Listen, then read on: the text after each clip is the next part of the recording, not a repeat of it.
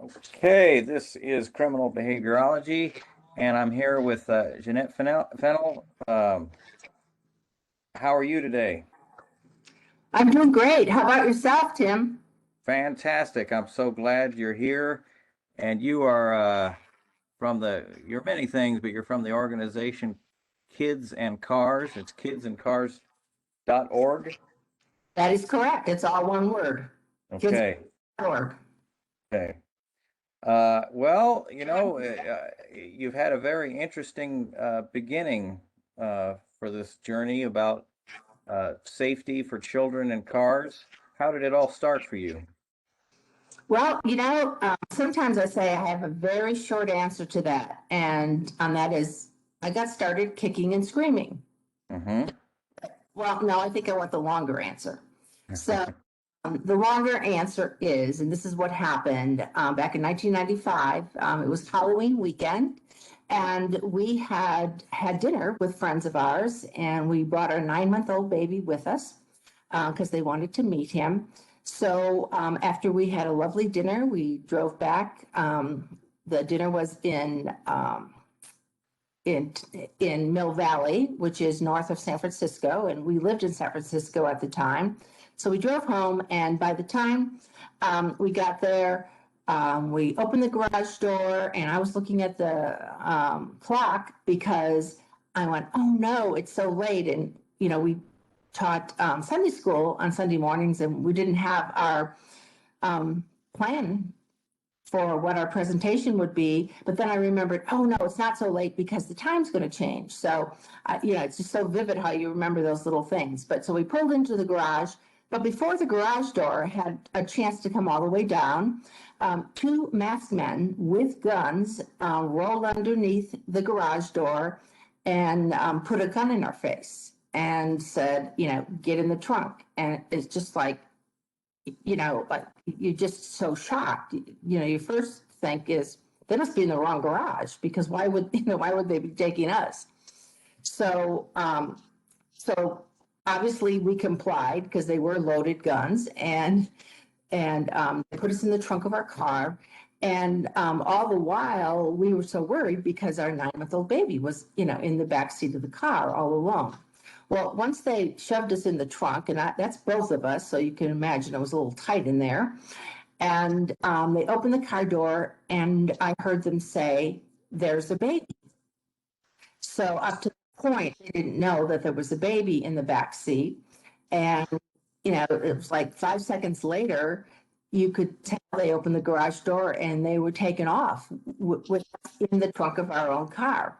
So immediately, of course, the real fear is for the baby because the thought of him being inside a vehicle with two men with guns is the most frightening thought, I'm guessing for any parent ever.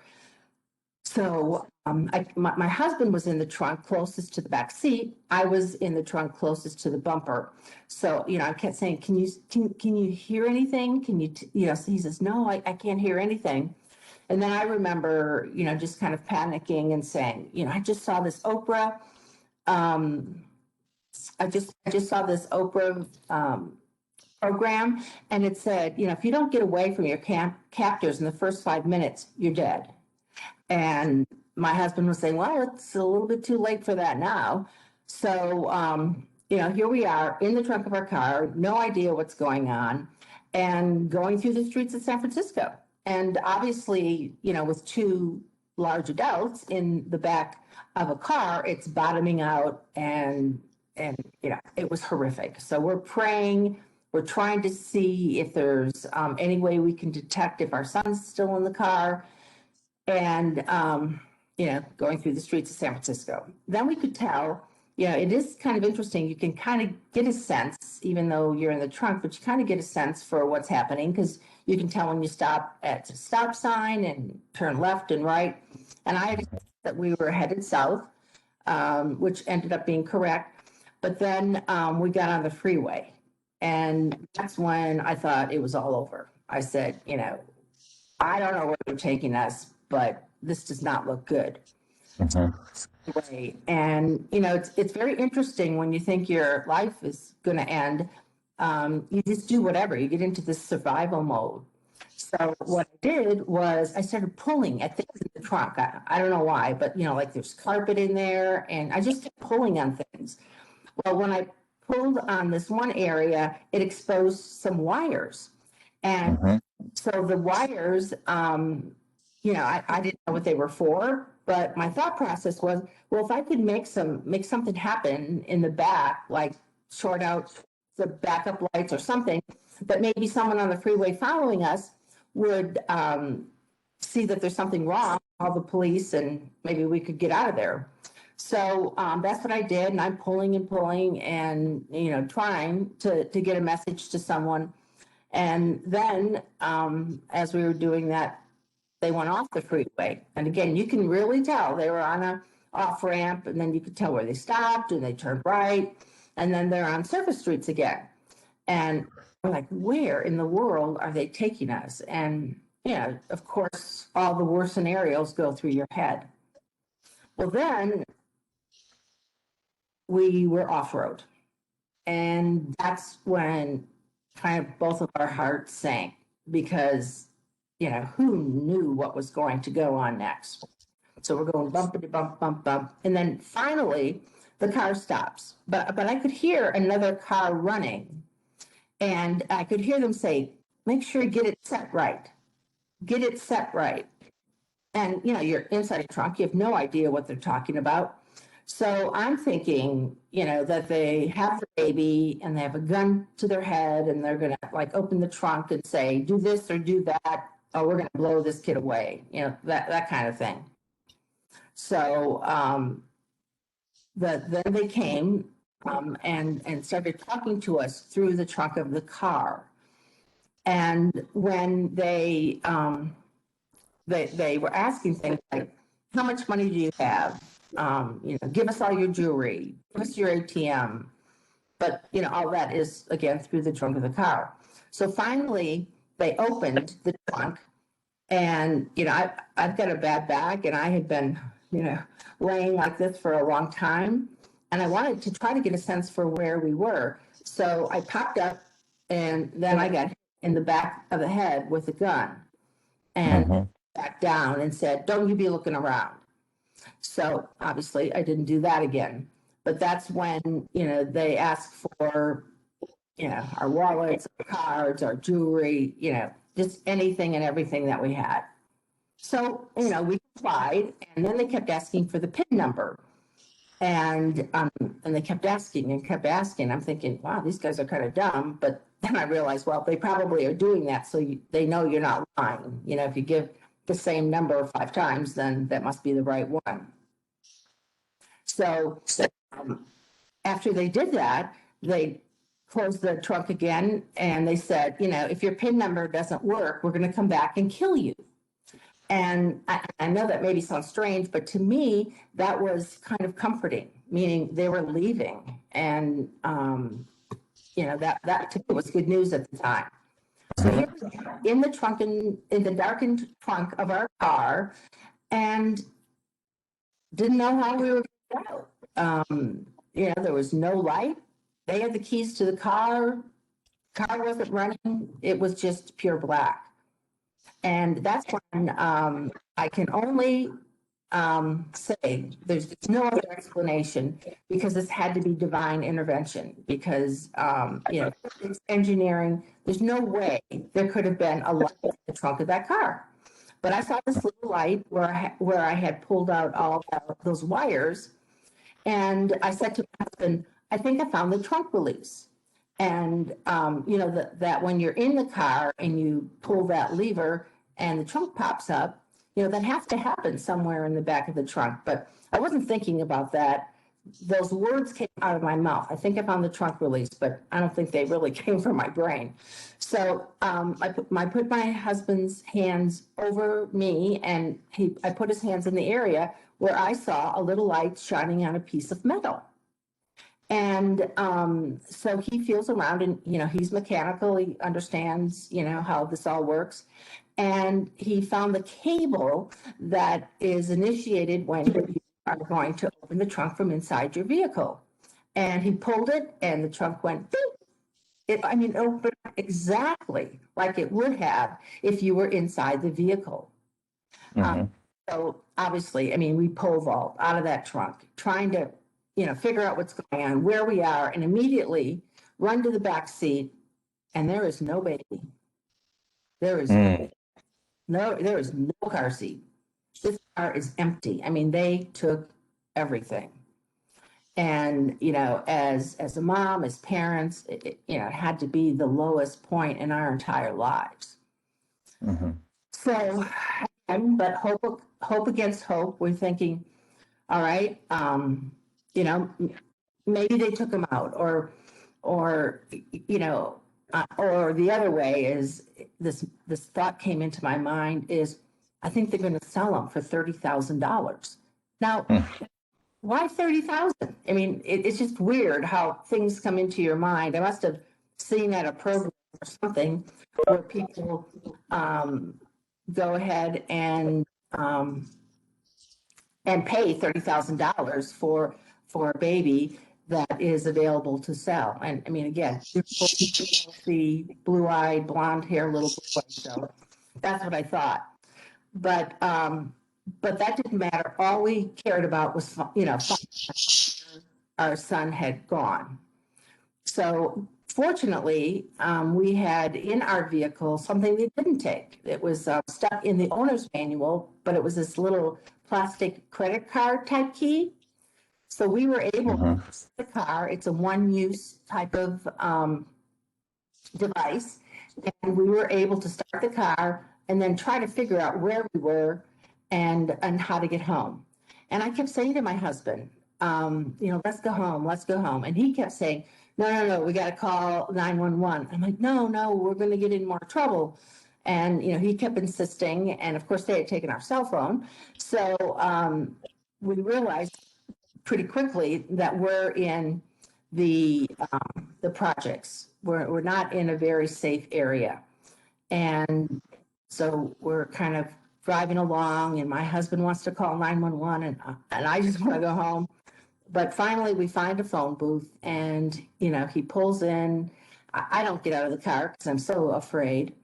And then he calls 911, and he's not even on 911 for a minute, and this other car pulls up. And four guys pull out, and they've got on a poncho and grubby. And I'm like, okay, that's it. I knew we were going to get in more trouble. But the fact of the matter is, it was four undercover police officers. So that kind of gives you a feel how dangerous that area is. And one of them flashed their badge to me in the car, and I didn't care what that badge said because I wasn't going to get out of that car. But my husband was still on the phone, still talking to 911. And then he eventually came over and said, don't worry, I'm talking to 911. They're sending an officer to our home, and they're going to send, officers to us as well. So, again, I guess to make a long story short, finally, through 911, we found out that an officer who had been sent to our home found our baby. He was outside in his car seat, and very fortunately, he was okay. And that that the officers that had shown up, in uniform, that they would be dealing with the situation.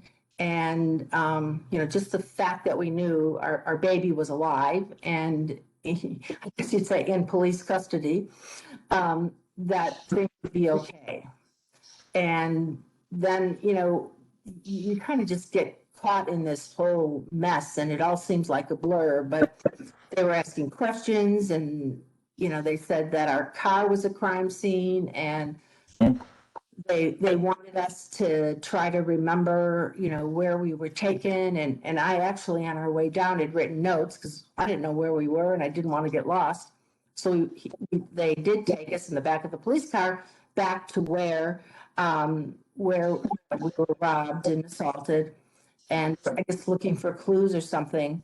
But then, it seemed like hours. It probably wasn't. But then finally, they had to figure out who was going to get us home because we couldn't touch our car anymore. And eventually, the police officers took us home.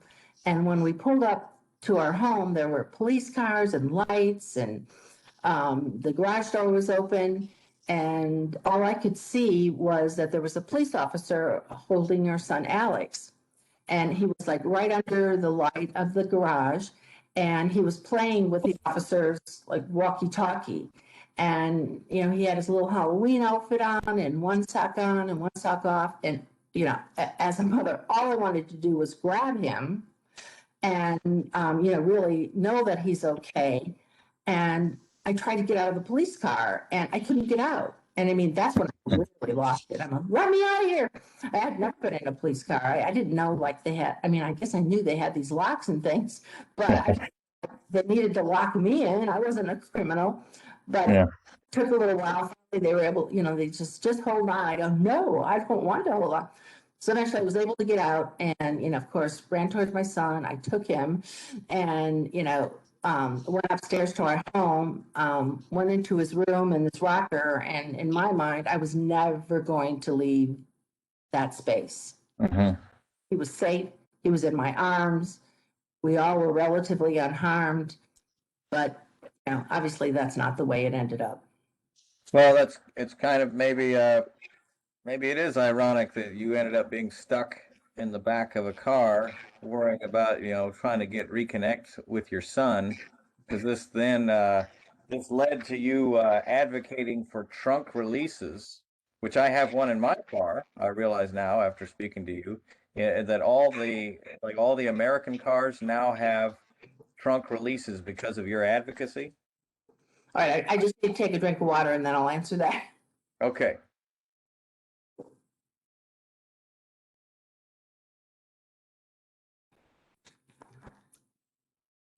Yes, after this terrible, terrible situation that happened to me and my family, I said, this doesn't make sense. I mean, how can you put somebody in their own trunk of their own vehicle and they can't get out?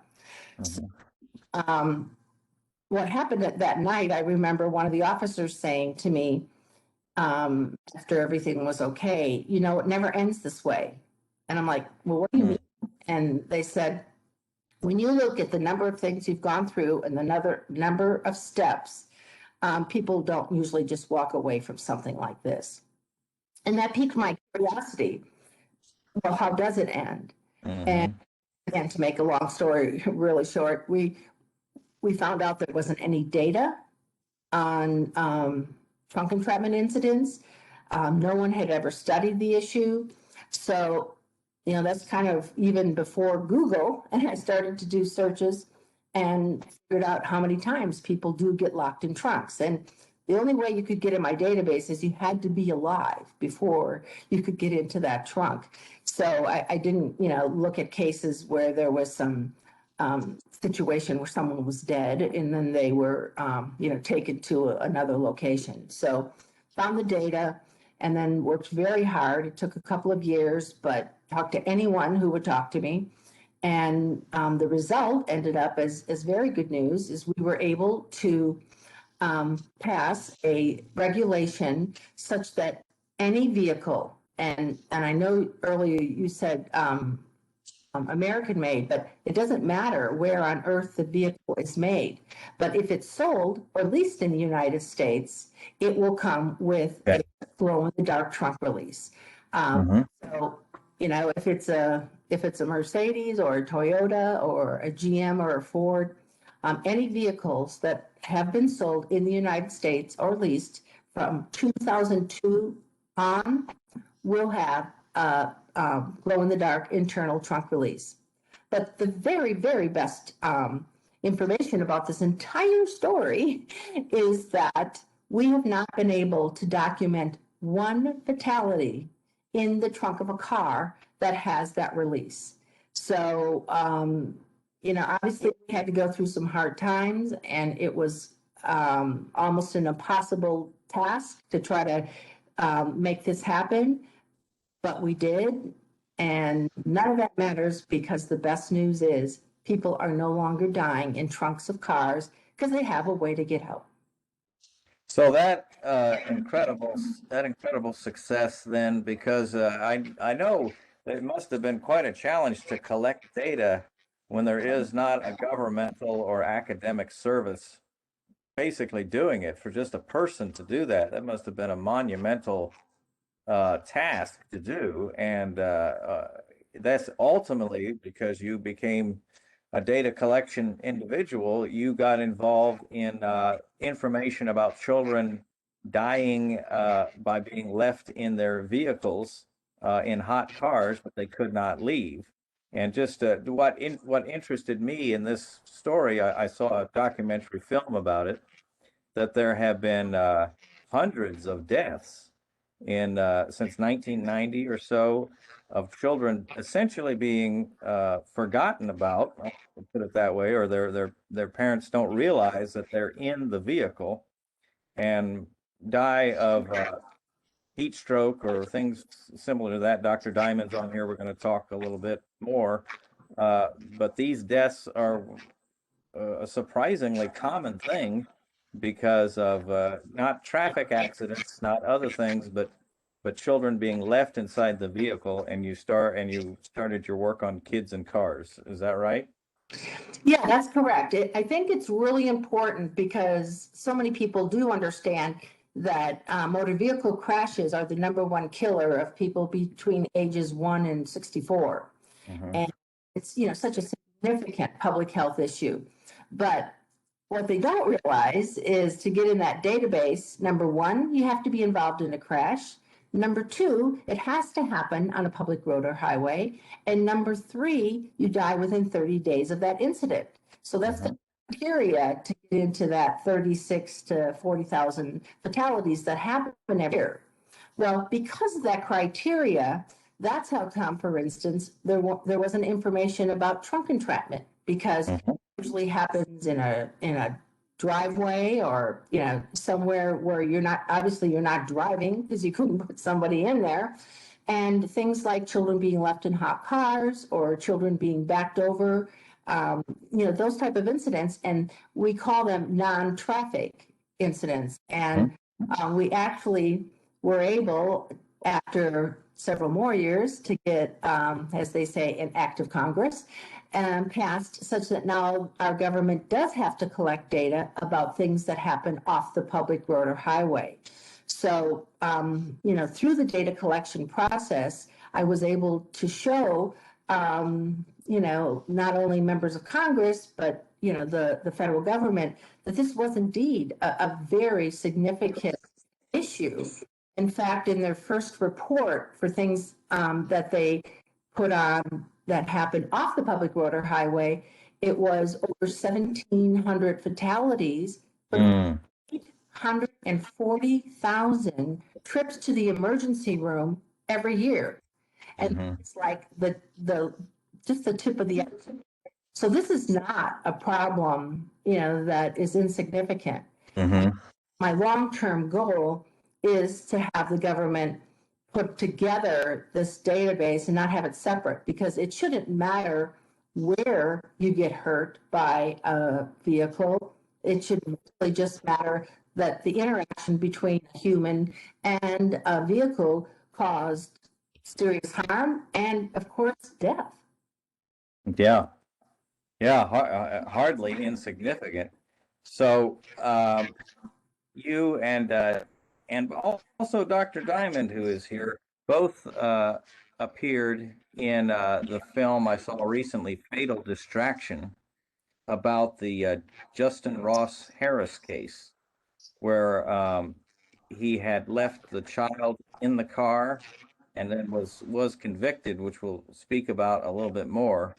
But these incidents of children dying in hot cars uh, seemed to surprise people quite a bit, the prevalence of it, and that it could ever happen at all. And so I've got both of you here. Dr. Diamond, welcome. Thank you for coming. Thank you, Timothy, for inviting me. No problem. So, really, either one of you, I guess the big question that someone that has not heard about this is, how could such a thing happen? How could parents about their child in a car and have an incident like this occur. And just tell me, Dr. Diamond, if you want to go first, what's your opinion on that? I know you've testified in court, and you can tell us what your thoughts on it are. Yeah, as I was listening to Janette tell her story, which I'd heard before, I realized there was a strange twist of considered ironic or coincidence that Janette's harrowing experience led her to look at statistics on people dying in cars, which led her, I presume, then to have kidsincars.org, which was instrumental for me. And I'm greatly indebted to Janette and her group at kidsincars.org, because it was 15 years ago that I was first approached as a memory expert to explain how children are forgotten in cars. Someone from the media has called me out of the blue and said, children are dying in hot cars because parents are forgetting them. And I had no idea what he was talking about. And frankly, my initial reaction was, you can forget lots of things, you just don't forget kids in cars. So I wasn't really of much benefit to that reporter. And I would say one of the first things that I did was to find this site, kidsincars.org, and see the wealth of information that was available to see, even at that time, that hundreds of children had died in hot cars. And so that actually helped me, because now I'm looking at, and for 15 years, I've been looking at the science of how it is people make catastrophic memory failures. And it goes beyond forgetting children in cars. We have pilots that forget to set the flaps properly and planes crash. We have police officers who forget their guns in public bathrooms. Potentially a child now finds the gun and where someone can cause harm. So the first assumption we make is that we forget lots of things, but it should never lead to a catastrophe. And it turns out that assumption is wrong. So the one thing I want to emphasize is that we have lots of really good parents who have all the best of intentions for their children, never to cause harm. And these very good parents are very capable of losing awareness of their child in a car. And this is the bottom line as to how these children are forgotten. We use the word forgotten. The real problem is it's not it trivializes it, because people will immediately say, well, how do you forget that you have a child? And it's not that people forget that they have a child. And this is part of the tragedy. These people will go to work and they will talk about their child. They'll see a picture of their child on the desk. And at the end of the day, they'll say, I have to leave work now to go pick up my child at daycare, obviously showing normal care for their child. And yet the child has spent the entire day in the car and has died as a result of heat stroke. So this is the challenge we have to understand how it is that good parents lose awareness of their children and the children die in the hot cars. So in some of these cases, then the parents have actually talked about their children being at daycare. And so the mind, for lack of a better term, is almost making up a story to fill in the memory gaps. So I've published work on this, and there's rather extensive literature that shows that when you assume something happened, you actually create a false memory that it actually did happen. So this has been studied under laboratory control conditions with people. It's been studied in people under stress. And so what appears to happen is that when people have the intention to take their child to daycare, and then they arrive at work, the brain sort of fills in that gap. The brain creates this false memory that, well, you're at work, you must have dropped your child off at daycare. And that is why people can spend the entire day at work feeling absolutely certain that they accomplished the goal, which was that they took their child to daycare. This is this false memory that the brain creates. And so that's part of the problem. And again, we relate it to other catastrophes. The pilot that takes off without the flaps set properly isn't thinking, oh, I didn't set the flaps properly. They actually sort of have the memory, the false memory, that they have done everything appropriate for a proper takeoff. And this is where I think it's really important that people think, well, you can forget your keys, you can forget lots of things, but you don't forget your child in the car and you don't forget the gun in the bathroom. And that actually makes people complacent. This makes people say, I'm a good parent. I would never forget my child in a car. It's only bad parents that forget children in cars. And what I try to convince people of, and my job has been to convince juries, that that's not correct. That as humans, we are capable of making catastrophic memory errors. Well, you know, I worked at a hospital before, and a friend of mine who was a psychologist, and he was blind. He had really no vision at all, but he was a really good psychologist. He asked me to take him to work one day, and then, of course, he said, you know, you have to give me a ride back. And I'm a forgetful person, and I thought about, well, maybe I should leave myself a note that I'm going to make sure I take him and give him a ride home. I took him to work. I thought, I'm not going to forget about my friend, one of the psychologists that worked here, although he's in another building. And guess what happened? I just went home. Yeah. And then if he had to call his wife, and she came, and I was so embarrassed by that. And I couldn't, at the time, I couldn't believe, like, oh, I need to actually write a note to remember my own friend. So the emotional closeness and significance might actually work against us in that we're not going to make the precautions we would to make sure our memory serves our interest. Well, what you're describing is called prospective memory. Mm-hmm. Psychologists call this prospective memory, in which we say to ourselves, I need to do something in the future. And I need to remember to do this in the future. Whether it's remembering later today, you need to call someone, you have a doctor's appointment, and I've done the very same thing. I was supposed to bring someone home once, and I completely lost awareness as well. It's remembering to remember. And this is something that happens routinely, and that's why we say to ourselves, I need to write a note.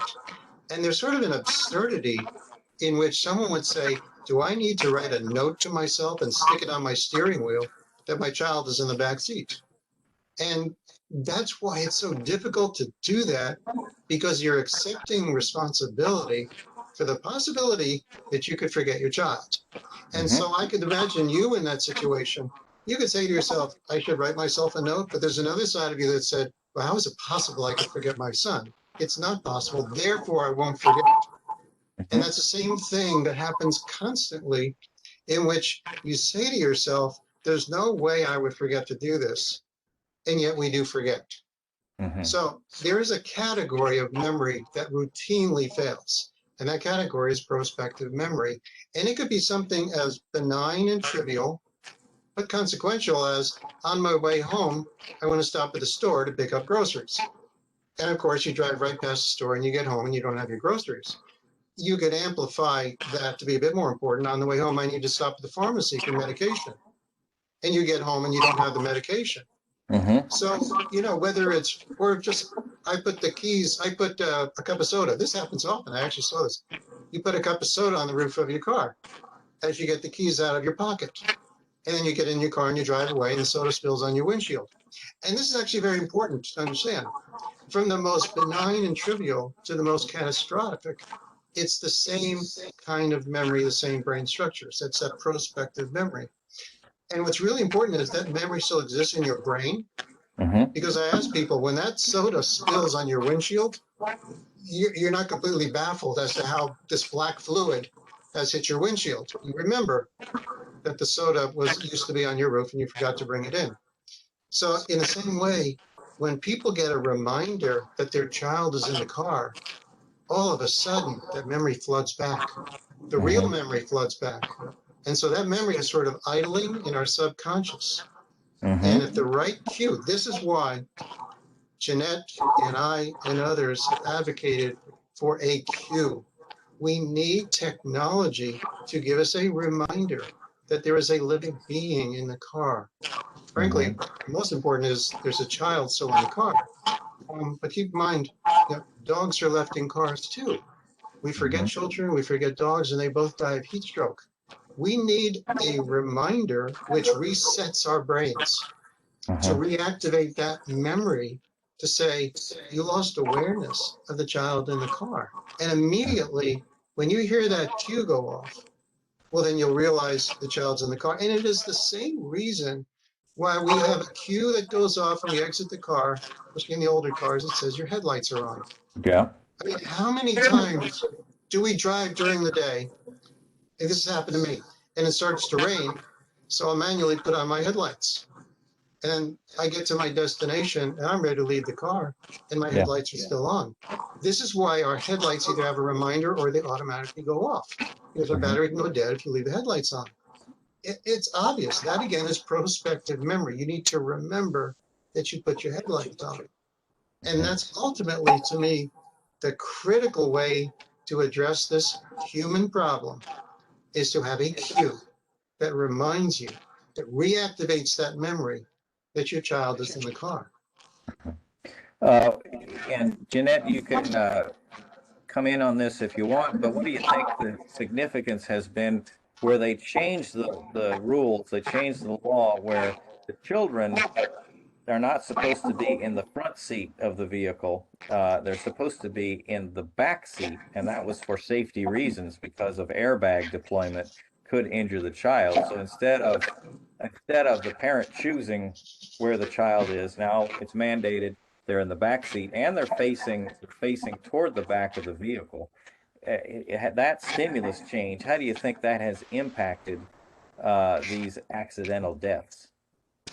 Well, it's a huge impact. And in fact, on our website, we have a great chart. And what we've plotted on that chart is from 1990 till, last year. And it shows like how many children have died from an overpowered airbag. But then it also plots how many children have died in hot cars. And during that time period, this just is so, so significant. 186 children have died from overpowered airbags, and that's more in the mid to late 90s. And basically, we've eradicated that because all the kids are in the back seat, and it's by law, and like you said, rear facing. But at that same time, over 990 children have died in hot cars. Why is there not that same outrage when children were being killed by airbags? This just baffles the imagination.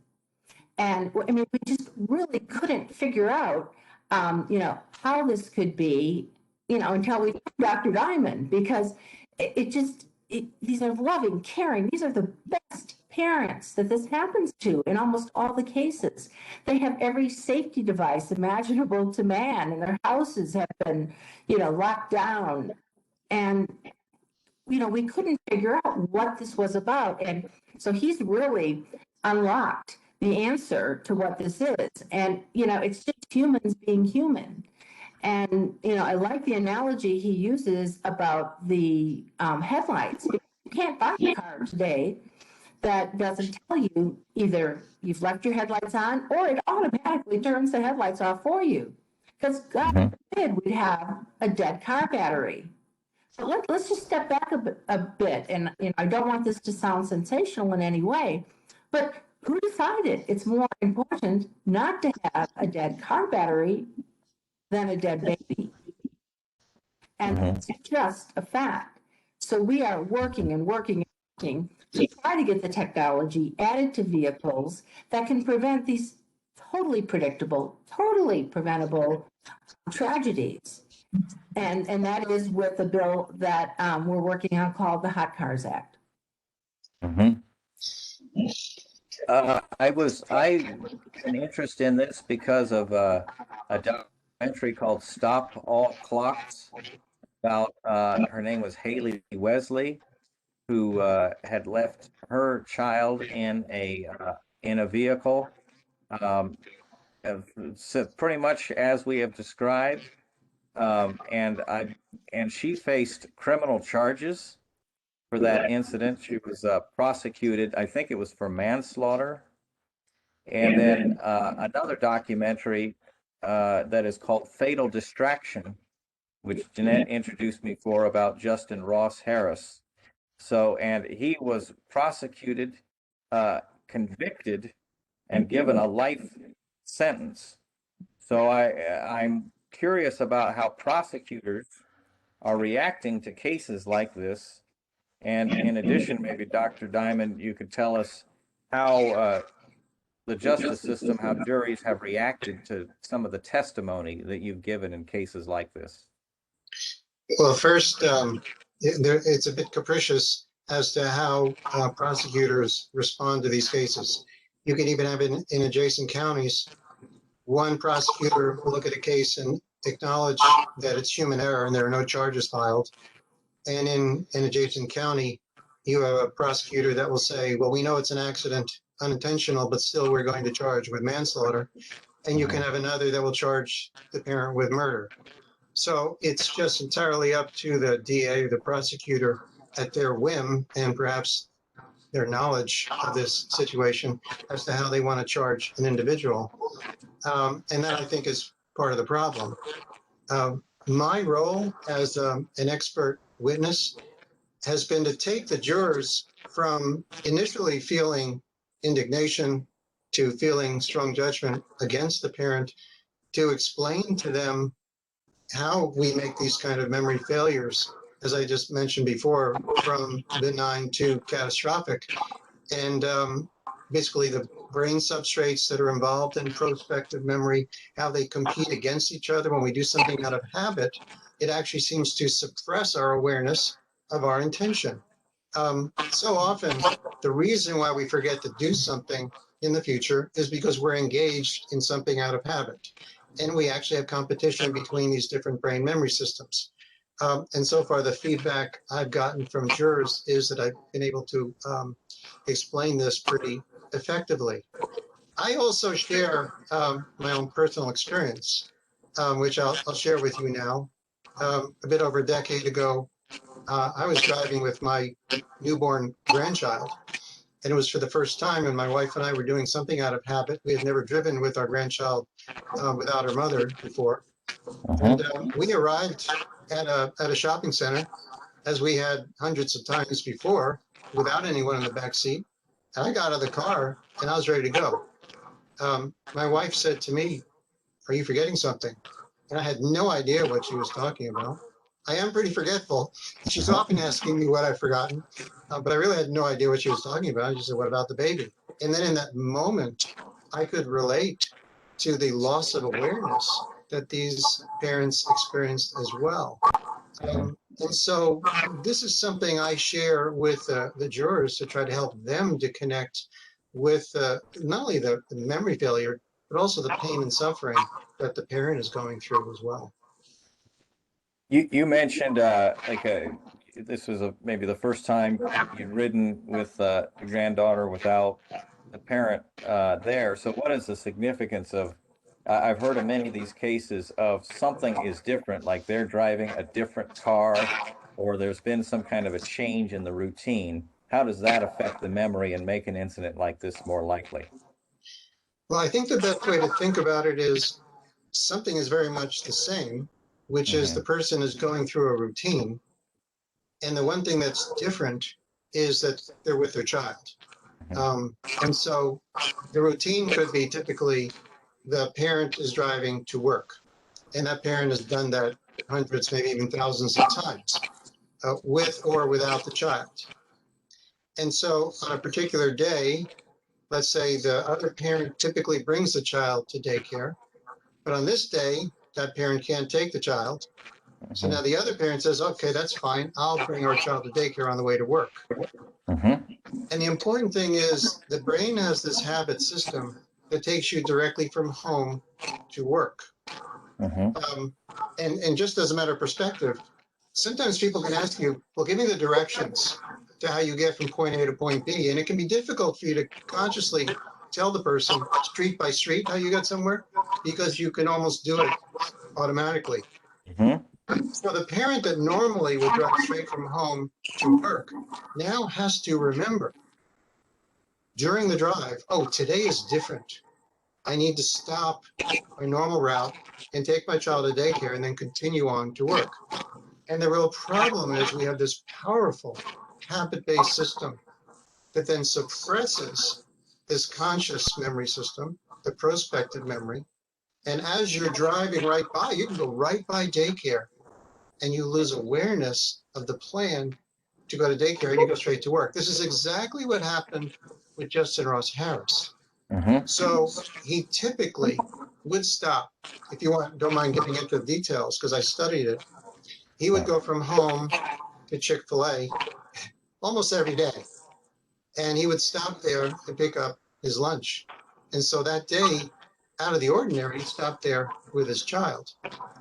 But what he had done hundreds of times before was that he would leave Chick-fil-A and go straight to work. And what he had to remember that day was, after leaving Chick-fil-A, don't drive straight to work. You need to stop your route, take your child to daycare, and then continue on to work. And that's what had this combination of habit and something different that day. So his habit system took him straight from Chick-fil-A to work, and he lost awareness of his child in the car. Mm-hmm. Now, what I'll add to that, and what people find frankly infuriating and they don't understand, is that this loss of awareness can happen extremely quickly, in a matter of seconds. And so as he was getting onto the street, in which he actually had to fight traffic and make a U-turn and then go to work, it's that quickly that you can lose awareness. And whether we're talking about something trivial, which is a cup stone on the roof, or something incredibly important beyond belief, which is a child in your car, you lose awareness of that in a moment. And that's why it was only a couple of minutes from the time that he started his car until he lost awareness and drove straight to work. That's all it took for him to lose awareness of his child in the car. What is the importance of brain anatomy, our understanding of the anatomy of the brain in these kind of cases? So when you talk about these kind of cases, again, I get back to the basic anatomy that we know of again, what I'm saying is prospective memory. We have a brain system that is really our conscious level. We think about it. You were thinking, I need to bring my friend, the psychologist, with me when I leave work. There's a conscious memory system which involves two brain structures called the frontal cortex and the hippocampus. We use that to make plans for the future. And it's holding on to that information, but very tenuously. We have a completely separate brain structure called the basal ganglia. The basal ganglia is something we do out of habit. It operates at a subconscious level. So, for example, when you're training in sports and you just train over and over and over, and the coach says, you just got to keep it doing over and over. So when you're actually in the competition, you don't have to think about it. That way you hit a tennis ball correctly without thinking about it. And that's your basal ganglia. It operates at a subconscious level. When you drive to work, you think about a typical day when you drive to work, you don't remember anything that happened during that drive. And the reason being that your basal ganglia is basically getting you from home to work. And if nothing of consequence happens, you have no memory of anything that happened during that drive because your hippocampus and prefrontal cortex basically are sort of idling.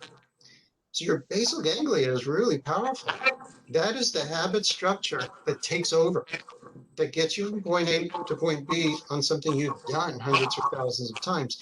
Not only does it get its job done, but in the process, it's actually suppressing. We know from brain imaging studies, it is suppressing the hippocampus and frontal cortex to get its job done. And so this is what people sort of need to understand. I mean, there's so many times, think about it. This has happened. It's a Saturday. I have no intention to go to work. And yet as I'm driving to go somewhere else, I actually take the exit off the freeway to go to work. And I'm saying to myself, why did I do that? Well, because my basal ganglia has directed me to go that way. That's how powerful this brain memory system is. So we need to think about how these different brain memory systems, they compete against each other. Hippocampus is trying to consciously say, no, today I've got to take my child to work. Today I've got to take my psychologist friend home. But your basal ganglia is saying, no, I'm going to take you from point A to B. And I'm going to suppress your conscious memory system. Well, as a behavior analyst, this kind of discussion makes me think of when you are training someone or any living thing in a chain analysis. Let's say you're training someone to do the laundry, and they bring the laundry, and maybe step two, maybe they'll separate the light colored clothes from the dark clothes, and then open the washing machine. Step four, put in the laundry detergent. the person, if they're under stress or they haven't learned the chain well enough, or there's a set of circumstances that could interfere with, like they're not doing laundry at home, they're doing laundry at a laundromat, say, for example, they can skip parts of the chain. They could do 1, 2, 3, and then start in at 5 and not even realize that they've skipped unless you develop that chain in such a way that they're linked together. You can't go from one step to the other. And that's what I think of in these kind of cases, that they have a typical chain, but at any point you can get off that chain and go to something else, and that's where the danger. That's a more of a behavior analytic view of it, because you have to make it so that they follow the complete set of tasks. Well, let me elaborate on that because I think that's a great illustration. First, decades ago, what we had were plane crashes in which the pilots were supposed to go through this chain, which included setting the flaps properly. And that's why you actually had some devastating plane crashes. And that's why you have the pilot literally will go through the steps on paper. And not only that, you have technology that alerts them in case the flaps aren't set properly. So that's why you don't have plane crashes anymore in which flaps aren't set properly. But let me elaborate on your example. Let's say someone has this chain all set up and they know exactly what to do when they're doing the laundry. But let's give this a prospective memory an example. So let's say you're in one part of the house and you have every intention on your way to the laundry room to pick up some socks that you know are in the kitchen. So from the time you leave the bedroom, in which you have the memory that I want to pick up my socks and then go to the laundry room, well, you got other things on your mind. So as you leave the bedroom, now you're walking the hallway and you've lost awareness of your plan to pick up the socks. So you go all the way to the laundry room, you do your laundry, and now you leave and you look at the socks. And again, this is a failure of prospective memory. And you realize, I meant to pick up the socks along the way, but I lost awareness, I forgot. This is the kind of memory failure that happens all the time, whether it's as trivial as remembering the socks or as potentially catastrophic as remembering a child in a car. So the way to think about this is your habit memory gets you to do things without thinking about it. So your chain of behaviors will ultimately be done without you thinking about it. And that's really convenient. That's actually the beauty of the basal ganglia is, for example, it lets you drive your car. You don't have to think about where the gas and the brakes are. You don't have to think about how to start the car. You don't have to really think about where you're going. It allows you that convenience to actually have a conversation with people in the car without thinking about where you're going. You can plan what you're going to do tomorrow and in your retirement. It allows you the freedom to do all this cognitive processing while you're also doing something out of habit. But in the process, you lose awareness of what your plan was during that drive. Yeah, Dr. Diamond, that is really that explanation, I think, would be critical for people understanding the difference between what is portrayed in some of these cases and how the mind, I almost said the mind, but how the brain is actually working. And you know, we said we asked you for a half an hour, and we've gone a little bit beyond that.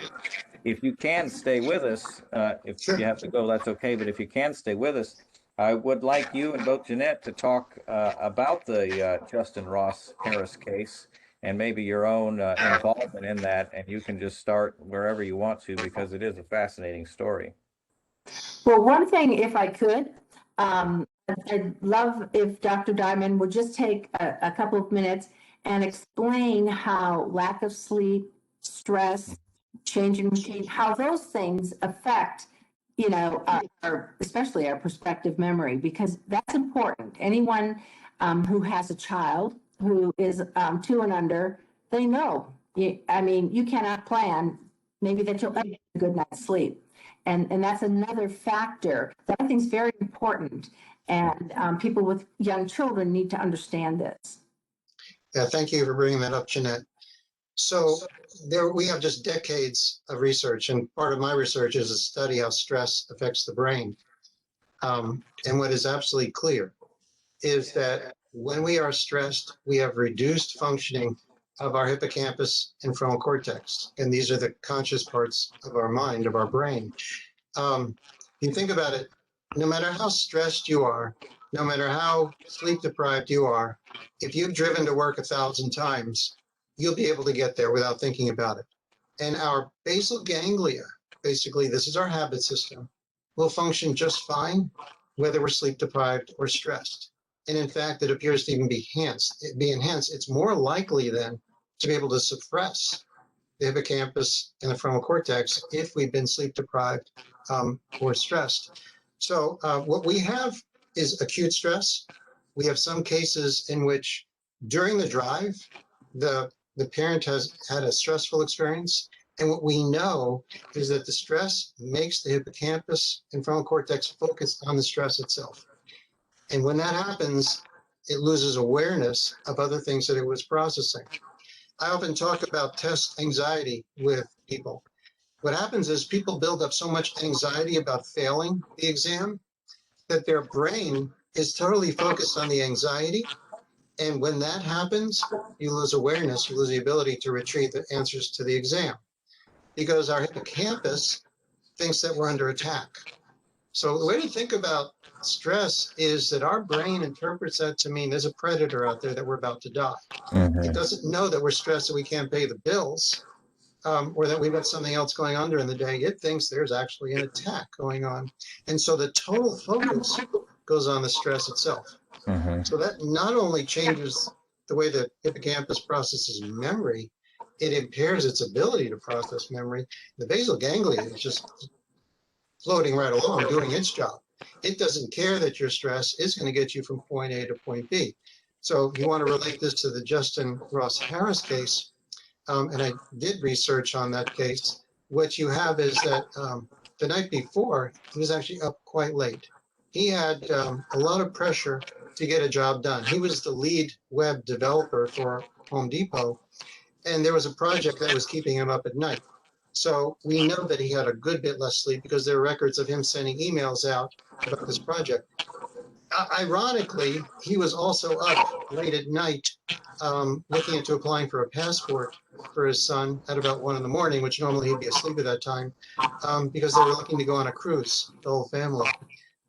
So this lack of sleep that is just typical of parents with young children is seen in these cases routinely. And that lack of sleep interferes with hippocampus and frontal cortex functioning and makes it more likely you'll do something as a matter of habit. Oh, and I'll also add, there's actually a survey on this. And any parent that of a young child kind of knows this, but the survey actually showed that about a quarter of all parents of young children at some point have lost awareness, have forgotten their children are in cars. And I really want to emphasize, the question is, why is it 25% of all children aren't actually forgotten? There are so many ways, in a sense, in which children are saved. I've heard of so many parents that have sort of had this horrific memory that when they exited their car, they happened to hear their child make a sound. Suddenly they realize, oh my child's in the car. Or they happen to reach in the back to get something out and they discover their child's in the car. Or they happen to park in a covered location out of the sun, or it wasn't warm enough for the car to heat up, and they discover their child at the end of the day. But the car was cool enough that the child didn't die. So realize just the vast majority of cases in which during the drive, a child is forgotten. Fortunately, most of the time there is something that triggers the memory in the parents so the child isn't actually left in the car, or it's not hazardous to the child. I was going to ask, is there, you answer that, the data about close calls. Yeah. It sounds like it's a fairly frequent thing then. There are so many parents that have contacted me that I've learned about that have had these close calls. There is so often another person in the car that is aware that there's a child in the car. And that's my experience. Had I been alone, the outcome might have been catastrophic when I lost awareness of my grandchild. And so we have reports of and now, unfortunately, there are many times in which everyone in the car has lost awareness of the child. And I've been involved in many of those cases in which you have a parent, and what I'm thinking about, in which there is an older child in the front, 2 younger children in the back, and all 4 people lost awareness of the infant that was sleeping in the car. And all all of them got out of the car and forgot about the child. So this can be very common, that people lose awareness of children in the cars.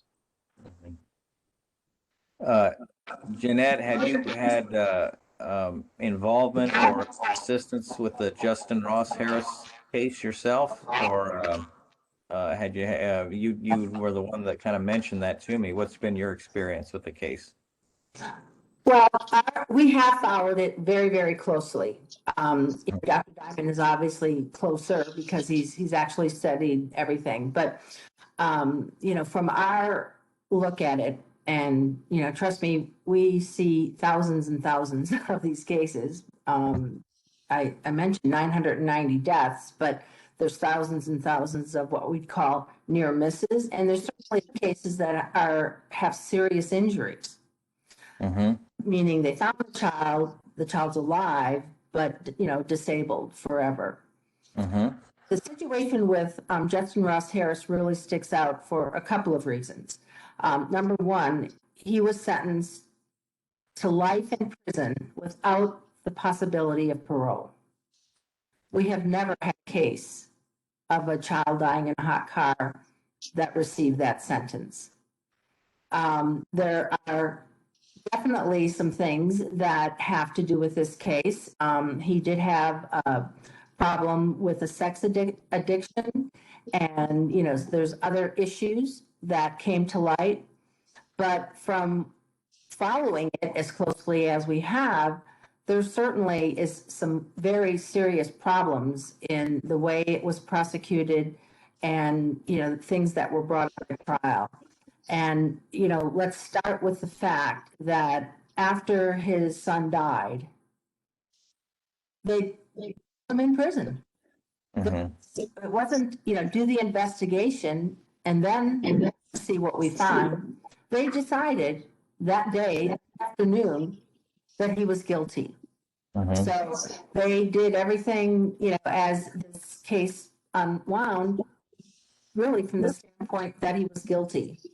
And, we know his wife, we worked on this for a long time, but in my mind, I don't see that there was anything that this man did intentionally that cost the life of that child. And it's a terrible, terrible situation. And it happens a lot in these cases. Why they're immediately looked at as a crime. Mm-hmm. And, when we start as a society deciding fault in our memory always is a crime, I think we're going to be in real trouble. But that is what's happening in these situations. Well, let me, if I might add.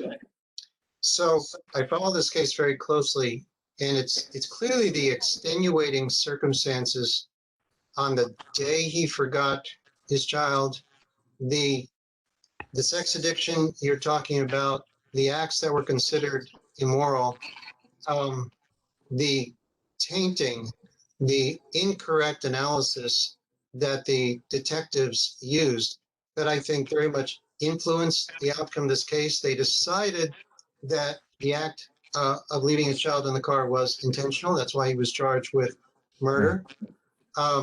They, I believe, misrepresented what they saw on video, in which he went back to his car during that day. The detective testified under oath that he saw Ross Harris look into the car, in which he must have seen his child. And clearly the video shows he did not look into his car. I think that was one thing that was incorrect. There was a strange thing that Leanne said to him that day, which was, "Did you say too much?" And that's rather ambiguous. What does that mean? Did you say too much? Almost as if they were complicit in planning this. But I got to know Ross, and I realized he's quite loquacious. Ross doesn't seem to stop talking when you're talking with him. And so he has a tendency to run on and on and on and talk. And that's probably what she was referring to, that he probably said something that misled the police to believe it was intentional. And I just believe the jury was strongly influenced by the immoral actions that the prosecutors had shown to them. some of which was considered offensive, and I just believe the jury wanted to punish him for those actions. Well, when we were speaking earlier about a person would tell themselves, "Oh, I'd never do that," or I care about my child enough, I'm not going to forget about my child." That the public reaction to this case was a kind of an expanded form of that. It's the people in the public hearing about the Harris case and saying, "I would never do that," and there must be something more to it. Because you cannot, it's not possible to forget about your child, so there must be something more to it, and it easily Well, let led me to suggest something. conclusion. Allow me to interrupt, though. The initial response to the news about Ross Harris was sympathetic. Mm-hmm. Um, and I think it was only when his personal issues became public that people turned against him.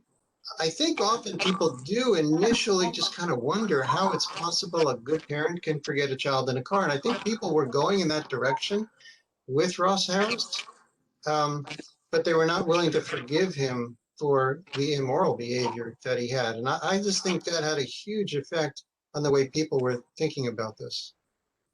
What do you think about the media coverage of that case? I have seen some of those clips, but it reminded me we had an earlier podcast about what we called crime exploitation, about the media coverage of criminal cases, sometimes in a very negative way, not a Yeah. very productive way, in my opinion. And it reminded me of that. So that just the major media corporations covering this case. What do you think of that? Well, it was mixed. You clearly had very sensational media coverage. I watched on the news in which people were angry. They're talking about how clearly he wanted to kill his child, he wanted to leave his wife. Very judgmental, very harsh. And you see the public with the vitriolic kind of comments people have about this. But, there was also some good coverage of the case. Gene Weingarten had some good coverage. There's also some good local coverage from out of Atlanta. So I think the coverage was a bit mixed in either extreme. Um, but yeah, sure, sensational coverage of this case, again, because of the extracurricular activity he had, sort of really tainted anyone's sympathy for him. There was also the other factor, which people have a hard time understanding, and again, which we bring out, which was it was only a couple of minutes from the time he put his child into the car seat until he arrived at work. And so there's this universal feeling, which is it's just not possible to forget a child that quickly. And that's to which I respond, yes, it is. Mm-hmm. Yes. Janette, what's kind of your response to how the Justin Ross Harris case was covered and from what you know about it? Well, I would say it's probably one of the most covered of any case that we've dealt with. There's been some high profile situations, but I don't think anything, really comes close to that. It also seems like because there was such bad information put out at the beginning, and it's never been corrected, and people don't go back afterwards to find out what really happened. So that sticks with people. They were saying, for instance, that he had searched on his computer for a childless life. Well, someone sent him something about childless life, and his response was, "Oh, gross." Okay. That's quite the opposite of saying someone was looking for that. So there were these nuggets that went out at the beginning that weren't true, but because they kept being repeated and repeated, people did think they were true. And of course, people don't change their mind or take time to find out, did that really happen? So there was a lot of prejudice with that. And I would say in general, this is one of the most difficult things we deal with. And, thank goodness for Dr. Diamond, but people don't understand how this can happen. And what we try to emphasize with the public and with parents is the worst mistake you can ever make is to think that this can't happen to you. And people like to do it because it's such a terrible thought that you might lose your child or you might be the one responsible for the death of your child. And then make monsters out of the people this happens to. And by making monsters out of these people, they say, well, I'm not a monster, I'm a good parent. So this won't happen to me because I'm not a monster. And there's a lot of subtlety to that, but we do find that all the time. And people are judgmental, they're very mean, and they don't understand, unfortunately, how human this is. And like I just said, the biggest mistake anyone can ever make is to think it can't happen to them. No one's brain is infallible. Yeah. Let me add, I thank you, Janette, for bringing up that bit of incorrect information about his computer activity. What the authorities also brought out, which was incorrect, was stating that he had searched for information about how long an animal needed to be in a hot car before it would die, which was completely incorrect and insufficiently brought out in the testimony that he did not search for how long a dog would need to remain in a car. That was just a pop-up that happened to show up on his screen. And it was a public service announcement by a veterinarian about not leaving animals in cars. But they twisted that to make it appear as if he was strategizing. How long do I need to leave my child in the car to be sure that he would die? And that was, again, how they influenced the public and influenced the jury. And it simply wasn't correct. Yeah, I was going to bring that up. That they never even, it was just, they'd never even proven that he'd looked at these videos. They just said that they found it in a feed and said that he looked at it. So that really surprised me that could happen in a court case, but it did. Right. And another thing that I think is notable is he ruined the life of his wife. I mean, he took their child away. This was such a huge sensation all over the world. All right. But she knew in her heart that he was a very good father. Mm-hmm. And I mean, she could have, taken any stance on this, but when she was put on the stand, she was not going to lie. She was not going to, say probably what people wanted her to say. And she knew he loved that little boy beyond anything on earth. And someone whose life has changed and ruined, forever, and taking her precious little baby boy, she did let the world know that was not his intention. This is the difficulty in getting to the truth and seeing a prosecutor as an adversary rather than someone who really wants to get to the truth. And this is actually the difficulty I face as a scientist, because scientists just want to understand the truth. We're not used to others really acting as our adversaries to twist everything that we say. So Janette's absolutely right about Leanne absolutely not believing that he would have wanted to cause her child to die. And yet the prosecutor twisted that by saying, well, you didn't know your husband was having an affair, did you? And of course, she said no. So therefore, maybe he really did want to kill your child and you just didn't know it. And you can kind of see how you can twist someone. And then she's left not knowing what to say in response to that line of questioning. So it's like the job of the prosecutor is to make the defendant look as bad as possible and as guilty as possible, even if you have to twist the truth. And this is really what's frustrating for a scientist. It's frustrating for an advocate such as Janette to see that happen. Mm-hmm. And unfortunately, we're talking about the Justin Ross Harris case here, but I can tell you case after case after case where families end up being so traumatized that sometimes they even admit guilt to a situation that they have no idea how it even happened.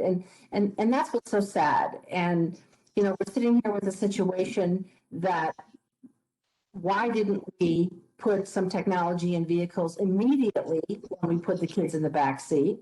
It changed forever the way that we transport children. And now we've decided to criminalize it.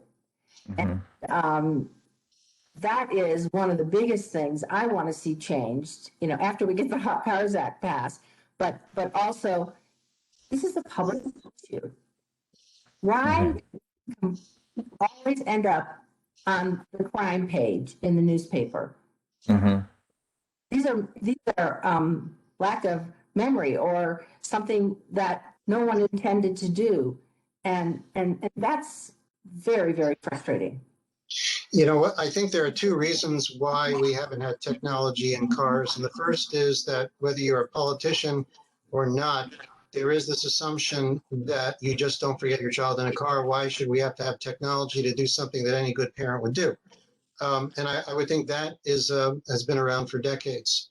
The second probably has to do with the automakers not wanting liability for having a reminder there's a child in the car. And I think that's probably why they've been so resistant to having technology in cars. And at this point, as Janette's research has shown, there's no additional cost to have the technology in the car. And in fact, it can actually reduce the cost of a new car now to have that technology.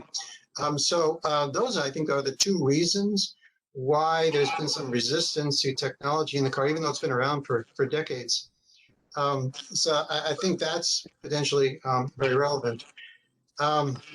So, this is the situation we are faced with now, that we must get the technology.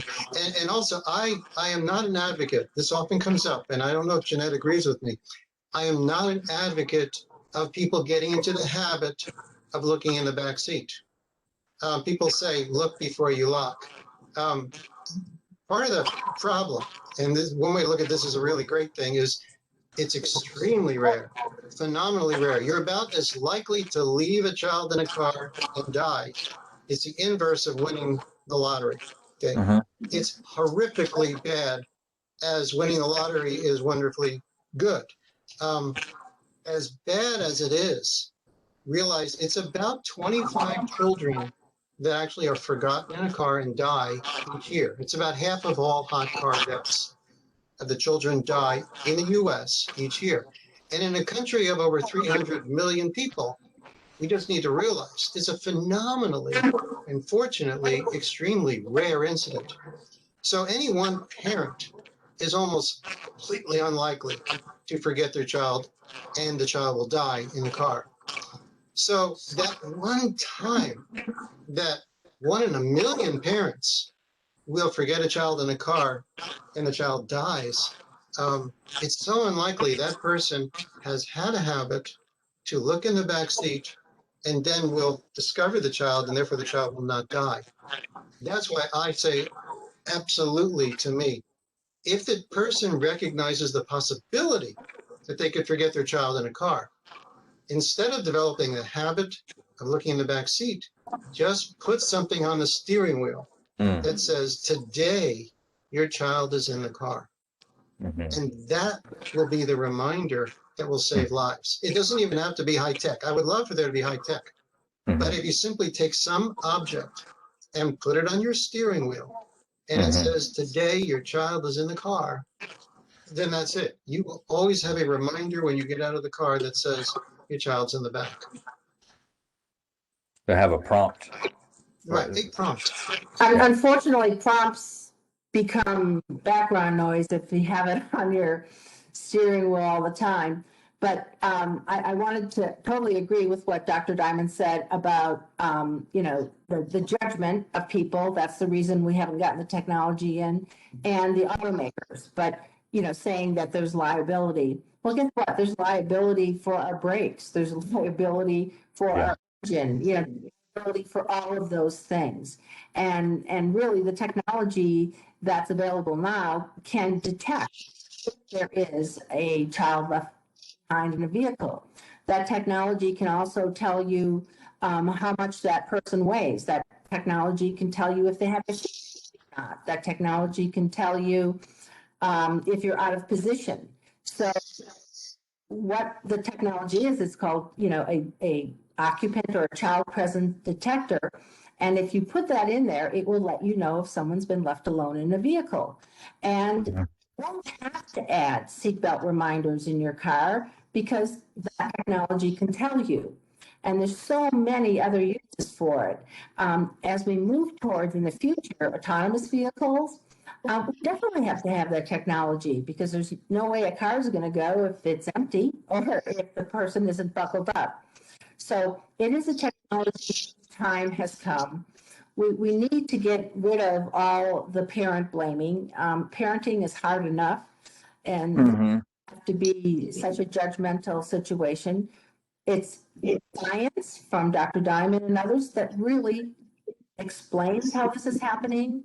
And it is technology that is going to save the children and hopefully end this terrible, terrible tragedy of children dying in hot cars. Let me add just one more comment. Ross Harris's conviction is up on appeal. And if he has a retrial, and if I do testify, I think a very important observation I've made is there's a remarkably similar case in which a judge in Arkansas forgot his child in a car and the child died.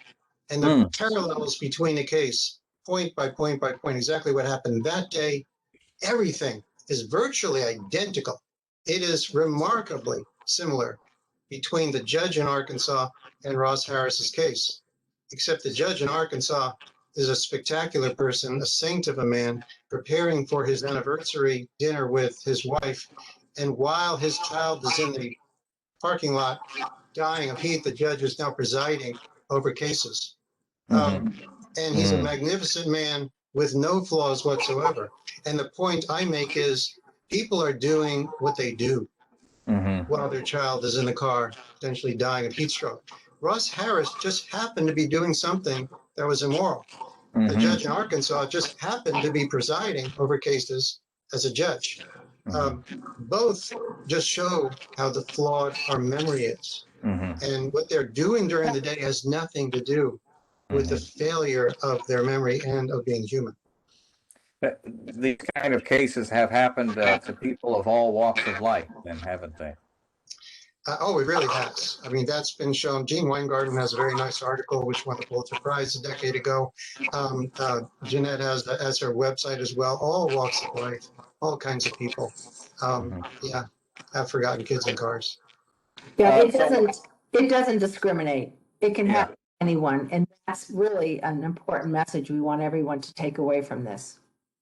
So what needs to happen is passage of the Safe Cars Act, The Hot It's Cars called Act. the Hot Cars Act, yeah. the Hot Cars Act, and also the implementation of safety technology to prevent children from being left in cars. And Right. that is what the Hot Cars Act would do. Require child detection systems, so then children don't have to be left alone. And that really can be the end of this problem. And it kind of goes along with the history of safety in cars as I see it, about seat belts, airbags, pretty much everything else that it took it to act of Congress, quite literally, to then make it happen. Right, against the automakers' best efforts. Yeah. Okay. Really, I commend you both for what it's kind of. It was a problem that could easily remain hidden, except for maybe a few media stories, until Janette, you went to the legwork to collect data, because early on we asked the question, well, why are they concerned about your battery running down, or anything else that has a mechanical prompt? Why are we worried about these? Well, we have data about people's batteries running down because they have to bring their car in and recharge the battery. We didn't have the data assembled for children dying in hot cars until Janette put it together, and we're able to put it in that form. So whenever we have to assemble the data in a coherent way to get things done, whether it's just a benign thing or a very important thing like this. Yeah, we've often said no data, no problem. And when you find the data, you can tell there's a serious problem. Yeah. All right. I appreciate your time, both of you.